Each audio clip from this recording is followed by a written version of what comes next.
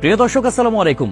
হাসিনা আর যাই করুক, দেশের জন্য অনেক কাজ করেছে বলা পাবলিক গুলার জন্য একটা তথ্য জানিয়ে দিই, একটু ভালো করে শুনবেন।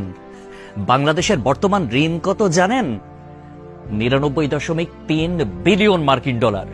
আই রিপিট, 99.3 বিলিয়ন মার্কিন ডলার। আর গত বছরে পাচার হয়েছে কত জানেন?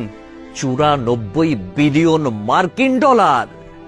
হিসাব করে দেখলাম, তিনি যেই টাকা পাচার করেছেন সেই টাকা দিয়ে মাত্র 697টা মেট্রো রেল, 397টা স্যাটেলাইট আর 36টা পদ্মা সেতু বানানো যেত।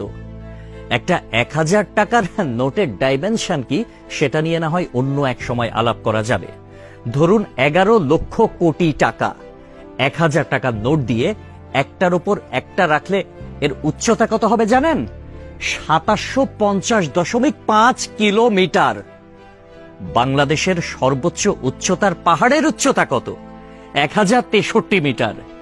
এক লেয়ারে সাজালে এই টাকা জায়গা করে নেয় কত? 124.76 বর্গ কিলোমিটার। আর ঢাকার সাইজ মাত্র 306 বর্গ কিলোমিটার, চট্টগ্রাম 155 বর্গ কিলোমিটার। এই দুই বিভাগীয় শহর বাদে বাকি সব বিভাগীয় শহর এই টাকা দিয়ে ঢেকে দেয়া যাবে। পাশাপাশি যদি বসান তাহলে লেংথ হবে কত জানেন? 1782349.6 কিলোমিটার।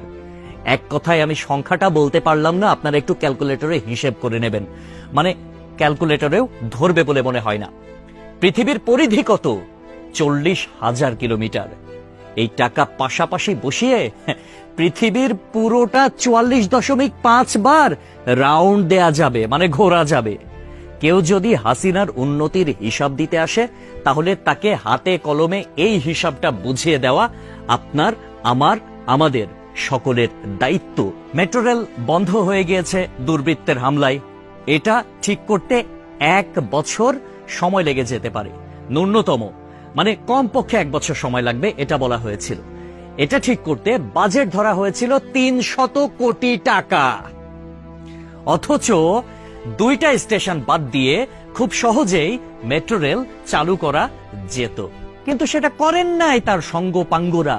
কারণ খেতে হবে, বেগম পাড়ায় টাকা পাঠাতে হবে, বেগম পাড়ায় বেগমরা গিয়ে ফুলে ফেপে উঠবে, তারা আরামসে দাস দাসী নিয়ে দিন কাটাবে।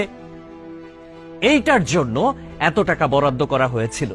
কিন্তু শেখ হাসিনা পালিয়ে যাওয়ার পরে এখন আমরা জানতে পারছি মেট্রো রেল চালু হতে আর মাত্র কয়েকটা দিন বাকি।